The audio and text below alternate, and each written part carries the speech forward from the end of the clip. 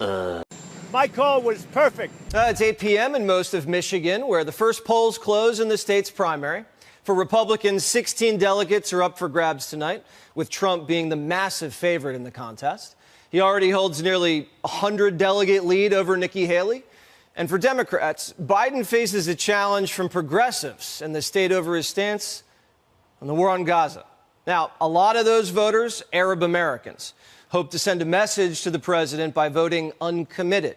Now, stick with us for the results as they stream in. That's stupid. Use your common sense. Now, John F. Kennedy rightfully earned himself the title the first TV president. He knew how to work a camera. Richard Nixon used television to loosen up. Here he is on Late Night. Huh? The Republicans don't want another piano player in the White House.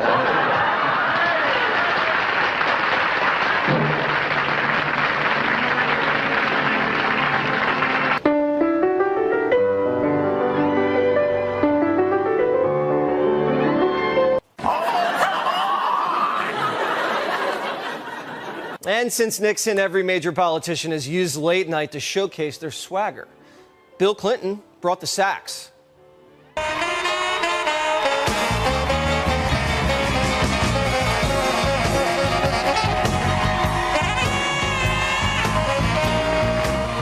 George W. brought the jokes.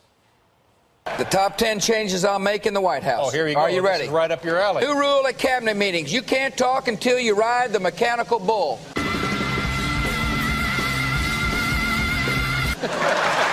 Just for fun, issue executive order commanding my brother Jeb to wash my car. And Trump brought the hair. Huh? Can I mess your hair up? Go ahead with my hairspray.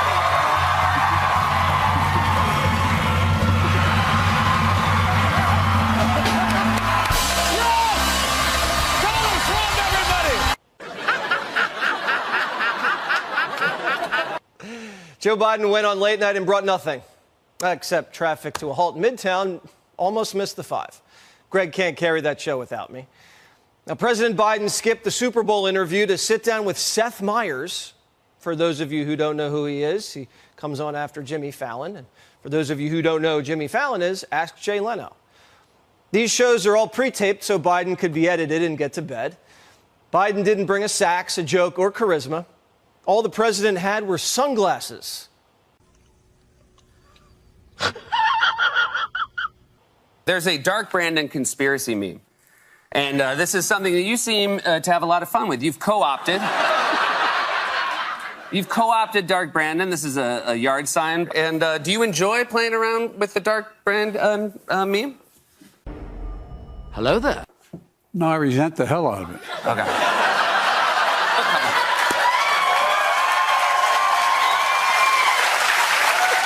Is the stage manager holding up an applause sign? Ha, ha, ha, ha. Because why are people clapping for sunglasses? What's so funny about a grown man putting on sunglasses? It's funny when you put sunglasses on a dog. That's funny. Putting sunglasses on babies is funny and cute. But is this all Biden has? Yeah. And he forgot to take them off. Can you confirm or deny that there is an active conspiracy between you and Ms. Swift? Where are you getting this information? It's classified. It's classified information? That's classified You won't share it with us? I'm not gonna, but I will tell you, she did endorse me in 2020. She did. I bet you might be wondering. You think it might come around again?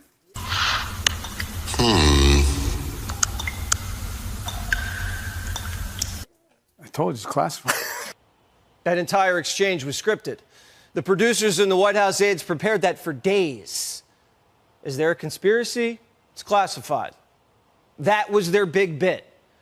The White House and NBC wrote a hoax into the show, too. In Meyers' monologue, he said that Trump's so old, he forgot Melania's name. No, you are so dumb. You are really dumb. For real. Former President Trump told supporters last week that former First Lady Melania Trump will soon be making more regular appearances on the campaign trail. Not if she heard what you called her last week. I call up my wife, our great first lady. She was a great first. People loved her. Toy. Hold on. Yeah, people love her. Oh, look at that. Wow. Mercedes, that's pretty good. I'm sorry. Okay. Mercedes? You had a nuclear meltdown when Biden messed up the president of Egypt and you can't remember your wife's name? Now, the media went from I can barely keep up with Biden to, well, Trump's slow too. Except it's not true. Trump never forgot Melania's name. It's a hoax. He was referencing Mercedes Schlapp, the host of CPAC, whose audience was showing love to Melania. Everybody at CPAC knows who Mercedes Schlapp is. Even the Times debunked it. We called NBC, asked them why they peddled misinformation. They're ignoring us. So I'm sending Johnny across the street to break into 30 Rock. Best part? Biden plagiarized the hoax. Watch. You mentioned some classified materials, some documents recently leaked, some classified documents. And this isn't a gotcha show, but I do want to ask about it, that says you are currently 81 years old. Who the hell told you that? Yeah. That's classified. That's classified. All jokes aside, according to recent polling, this is a real concern. No. For American voters. How do you address that concern going forward as you come up to the 2024 election? Well, a couple things. Number one, you got to take a look at the other guy. He's about as old as I am, but he can't remember his wife's name. Biden's only punchline was a stolen hoax from Meyer's monologue. And then Biden forgot what year it was. What's your 2024 agenda? Because I feel like we live in such crazy times that is one of the things I feel we hear less about. Look, the 2020 agenda is to finish the job. Seth Meyers, again, tried to ask him, why are you running? I think it's about the future. And every single thing we've done, I think we've got some good things done. Everything, and they told us we couldn't get them done because things were so divided. And but I think everything we've gotten done, he's just friendly stated he wants to do away with if he gets elected. And I really think his views on where to take America are older than... I lied. Anyway, I don't want to get going. The President of the United States couldn't name anything he's gotten done or anything that he's going to do. Robert Hur witnessed this during his 5-hour interview with President Biden, calling him a painfully slow elderly man with a poor memory who struggles to remember things. Biden couldn't even answer what he's done and what he's going to do on a late-night show. You see what happens without note cards? The president's being lampooned internationally now. Nice. Italian TV's turned Biden into a nightly segment. Presidente Biden, Presidente Biden, President, Mr. President. It's okay? It's okay, President? It's okay. Okay, tutto a posto.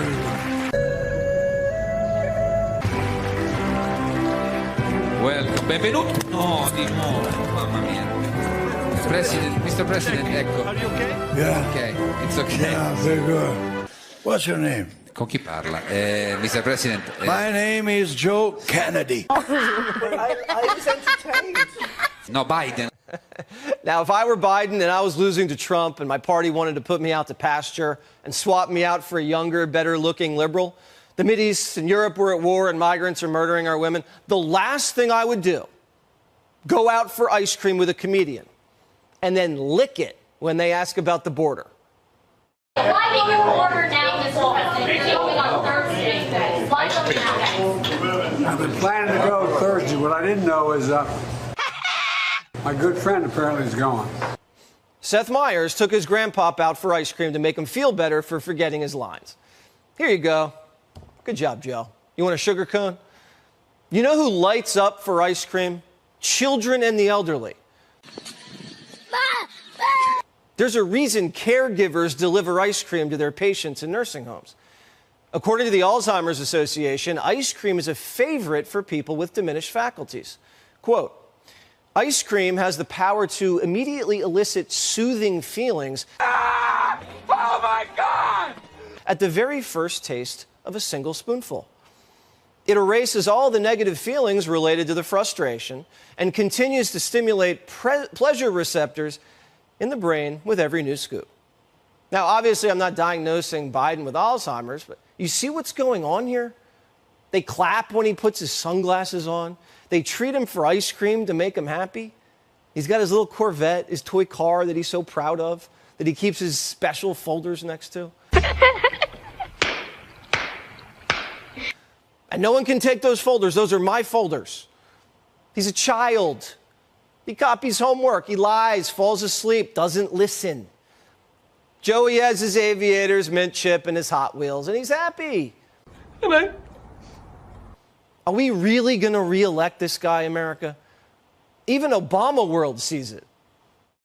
If you watch Joe Biden speak, oftentimes he sounds frail. Boom, bitch! Bang! And he sounds more frail than he used to. He shuffles more because of the arthritis in his back. So for most people in the country who are just watching him be president, what do they see when they turn on the television? They see him shuffle and they hear him, and he's swallowing a lot more of his words now. Even Biden's best friend, Obama, knows it's over. Remember the whole best friend thing? It's weird, right? He swims naked. He crashes his bike. Jill's trying to make him eat his veggies. Oh my God, that was so funny. He goes home every weekend. He's losing to Trump in every battleground, and he's so stubborn he hasn't changed anything. New Emerson poll shows the president getting smoked, down 3 to 10 points in each swing state. Trump's up 9 in Georgia, and that was before Biden's migrant murdered Laken Riley. Every time the White House lets him out for recess, his numbers drop. You have to put this guy back in timeout. Whoa, whoa, whoa, whoa, whoa, whoa, hey. Trump derangement syndrome, it's back. Trump can't stand on stage with cops now. Cops stand with politicians all the time. In '92, cops stood behind Clinton and then they endorsed him. Same thing with Obama, Biden. And here's Joe blasting ultra-MAGA Republicans with Pennsylvania police chiefs right behind him. Cops always play a role in politics. Most sheriffs are elected. This dictator on day one hoax has really done a number on these people. Well, shit. The First Lady went on CBS and called them fake news. When these polls, like the Wall Street Journal one, land in the White House and he's losing in all the battleground states. No, he's not losing in all the battleground states. He's coming up and he's even or doing better. So, you know what? Once people start to focus in and they see their two choices, it's obvious that Joe will win this election. It's obvious Joe's going to win? Does the doctor know something we don't? Whatever happened to run like you're behind? The guy? Today, Biden overslept and was late to an 11 o'clock speech.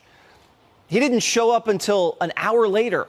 And if you look closely, you can see the CPAP creases on his face. He wears a machine around his noggin to keep him breathing at night. He has sleep apnea. And if he has a creasy face at noon, he just got out of bed. He kept Bernie Sanders waiting an hour. That's either a power move by Biden or that's just sleepy. The president didn't fly home from a West Coast campaign stop last night late. Yesterday, the president did nothing. He had a phone call. That's it. Now, I wouldn't be sleeping in at this stage of the campaign. New Wall Street Journal poll, Biden's not ahead in a single battleground. Trump's up in North Carolina, Arizona, Pennsylvania, Michigan, Georgia. It's all even in Wisconsin. Whoa. And in last night's Wisconsin primary, 50,000 Democrats cast a protest vote against Biden. But it gets worse for him. Look at their approval ratings in the states that'll decide the election. Trump's really popular, and Joe's not. His coalition's collapsing. Blacks, Hispanics, young Americans, mostly men, don't want to have anything to do with the Democratic Party. And one reason, Mayor Pete's mocking you for not buying Nerdmobiles. Let's be clear that the automotive sector is moving toward EVs, and we can't pretend otherwise. Sometimes when these debates happen, I feel like it's the early 2000s, and I'm talking to some people who think that we can just have landline phones forever. The reality is that the automotive sector is moving toward EVs, and the U.S. can either fall behind China or we can claim the lead. Number one, the government didn't spend $1 trillion to make us buy cell phones and didn't shame us for keeping our landlines. Dang. Number two, just because something's modern doesn't make it better. What tastes better, real meat or lab grown? Would you rather live in a 14th century castle or in some drab postmodern slab? Would you rather relax at the beach or bake in a tanning bed? Exactly. Electric cars aren't better, they're just an option. Democrats keep forgetting the customer is always right. This election isn't about what Democrats want it to be about. It's about what voters say it's about, making our lives easier. At some point in time, you got to take into account what the voters are thinking about. The voters, a lot of them out there, tens of millions of them out there, by the way, don't care what he's going through right now. They don't care about the 91 counts. They're thinking about their lives. And a lot of times we see politicians taking the positions that they're taking. And while we can respect their candor and their honesty, they do seem a bit detached at times from what the voters are actually feeling. You're a damn liar, man. That's not true. If you're Joe Biden, what are you really worried about right now? You're worried about folks coming to the polls. That doesn't exactly encourage them to get up out of their seats and go to the polls. Democrats thought they had a script. Biden would print the money, the economy would recover, and they'd put Trump on trial for January 6th. Interesting. But January 6th wasn't 9/11. Voters don't care what a few politicians went through for a few hours 4 years ago. Yeah, people were scared. It was crazy. I get it. Yes! That's awesome! But we go through things too. We're scared. We get hurt. We can't afford stuff. We don't like migrants murdering our women or fentanyl killing our men. But the Democrats only care about you if you're nodding along obediently. They're in the third act, and they're realizing the audience lost the plot. But they're sticking with the script. They're not listening to you because they don't care. Joe Biden's running the most highly produced, tightly choreographed. I heard that. I wish I didn't hear that, but I just heard that. Top-down campaign in presidential history, with the help of the CIA, corporate America, and media executives who want a puppet, who prints money, funds wars, and opens borders, as long as he doesn't offend anybody. When former ESPN reporter Sage Steele interviewed Biden, she says she was literally handed the script. Thank you for being here as we get set for a wonderful day in sports. Damn!